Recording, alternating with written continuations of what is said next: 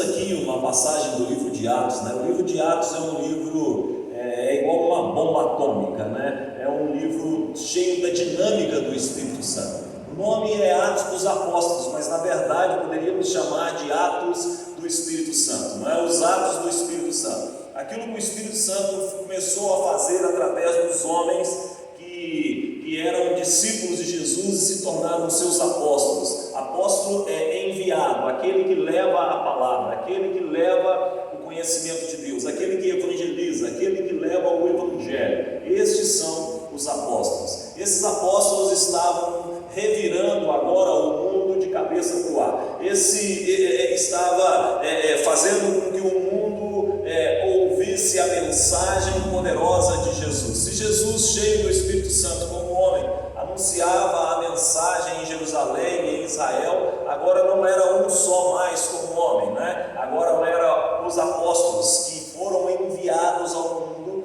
para levar a mensagem do Evangelho. Logo no início do livro, que foi escrito pelo evangelista Lucas, né? Lucas escreveu o seu Evangelho, o Evangelho de Lucas, e o livro de Atos, ele é então a sequência desse Evangelho, é a sequência histórica do que a igreja iniciou a fazer na face da terra. É o início da igreja, ela demarca o tempo onde a igreja começou a constituir-se de pessoas para poder levar este Evangelho. Nós temos que entender que no Antigo Testamento Deus instituiu Israel para mostrar para todas as nações a alegria e a prosperidade e a bem-aventurança da nação que temesse ao Senhor. Venham e vejam como é feliz a nação que teme ao Senhor. Venham e vejam, é a mensagem do Antigo Testamento. No Novo Testamento, a mensagem de Jesus é: vão e anunciem, vão e falem, vão e mostrem como é feliz o homem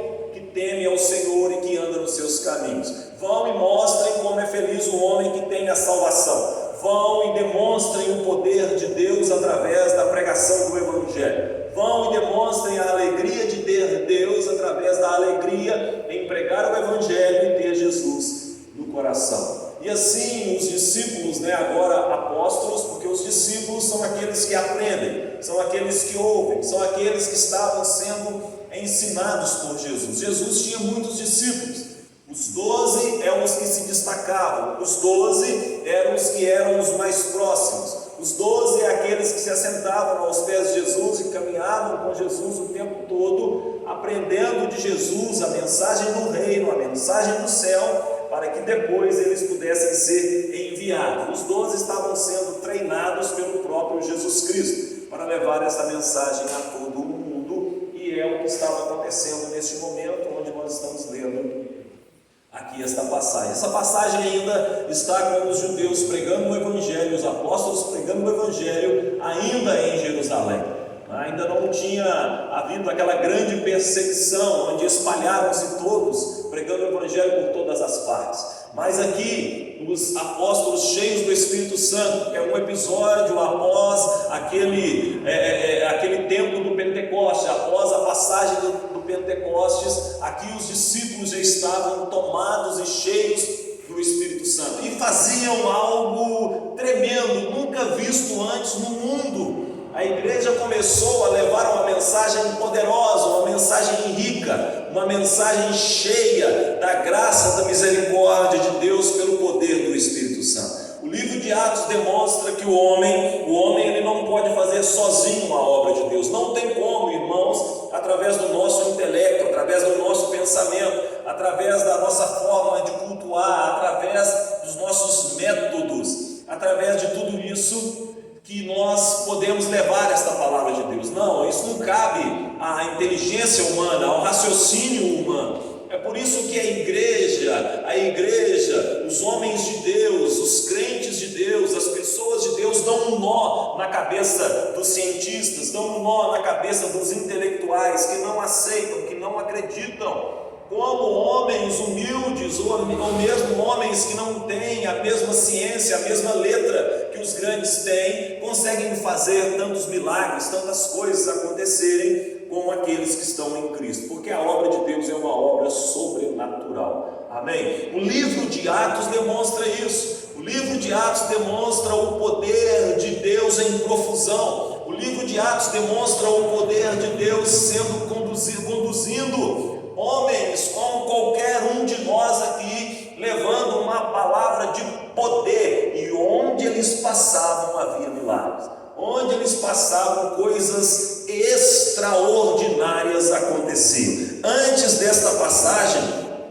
Pedro e os apóstolos ainda curaram pessoas, curaram homens que eram coxos, que eram cegos. E se você for um pouco antes aqui, você vai ver que havia grande temor e tremor dentro da igreja e entre aquelas pessoas. Eles traziam doentes de todos os lados da cidade, de todos os lados do país, e eles colocavam para que pelo menos a sombra de Pedro pudesse passar naqueles doentes. A Bíblia não fala que a sombra de Pedro curava, a Bíblia não fala dessa forma, mas fala que eles colocavam aqueles doentes esperando que pelo menos aquela sombra de Pedro pudesse passar sobre eles, porque eles acreditavam de tal forma no poder de Deus investido na vida daqueles homens, que eles então tinham uma fé tremenda naquilo que Deus estava fazendo. O Evangelho de Deus é pregado com poder, porque esse poder é por causa tão somente do Espírito Santo, o Espírito de Deus que está na igreja. É o Espírito Santo que movimenta, é o Espírito Santo que faz acontecer, é o Espírito Santo que faz com que a mensagem chegue ao coração dos homens.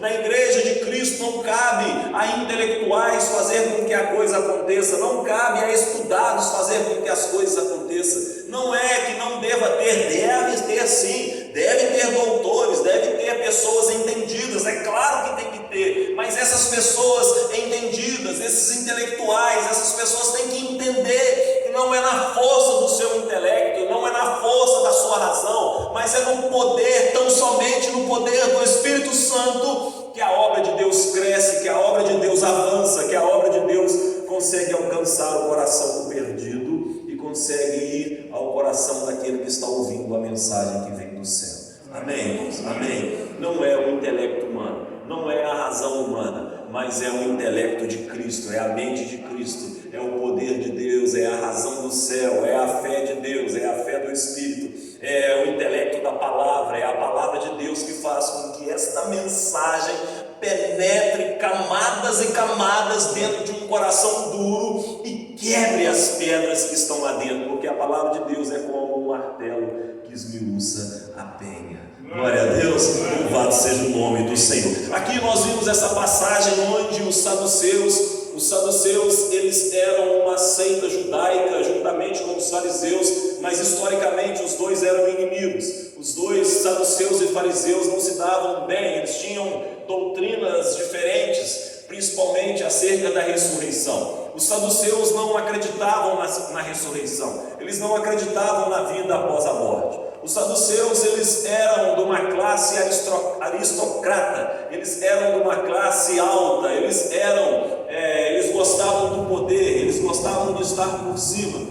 Os saduceus, eles eram os sumos sacerdotes, aqueles que governavam o templo, aqueles que tinham o encargo de manter o templo de Israel em funcionamento. Eles eram os da alta classe da sociedade judaica. Os saduceus não gostavam do povo, eles não ficavam no meio do povo, eles eram da classe superior, dizemos assim, da sociedade. Eles então, ouvindo esta mensagem, e ainda mais uma mensagem de que Jesus havia ressuscitado, isso perturbou muito aqueles saduceus. Os sumos sacerdotes, os sacerdotes eram todos desta linhagem, possivelmente constituído ainda na época dos macabeus, naquelas lutas, naquelas brigas que tinha no período intertestamentário ali, dos 400 anos de silêncio entre o Antigo Testamento e o Novo Testamento. Essa seita dos saduceus devia ter aproximadamente uns 200 anos que elas existiam até nesta época, mas essa seita, esse pessoal,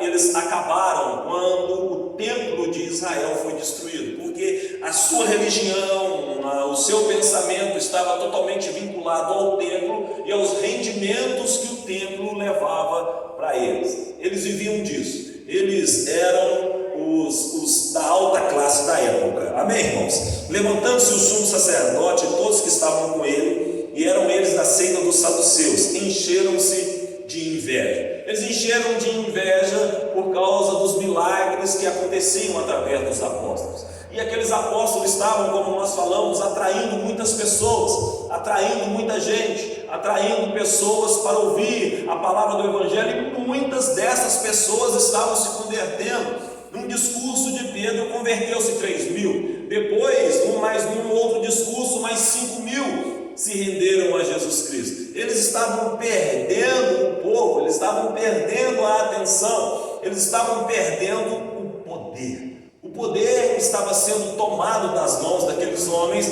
porque agora a nova mensagem levava ao coração das pessoas que Jesus Cristo havia ressuscitado, que o poder de Deus agora atuava em qualquer pessoa, não era só os da classe alta, não era só as pessoas privilegiadas. Deus não escolhe privilegiados, os privilegiados que se renderam a Jesus Cristo e se tornaram assim por causa de uma decisão que o Espírito Santo colocou em seu coração. Ele entendeu essa mensagem, arrependeu dos seus pecados, aceitou a Jesus Cristo como o único e suficiente Salvador e se tornou então, por Jesus Cristo, e Deus assim o fez, um privilegiado diante de Deus.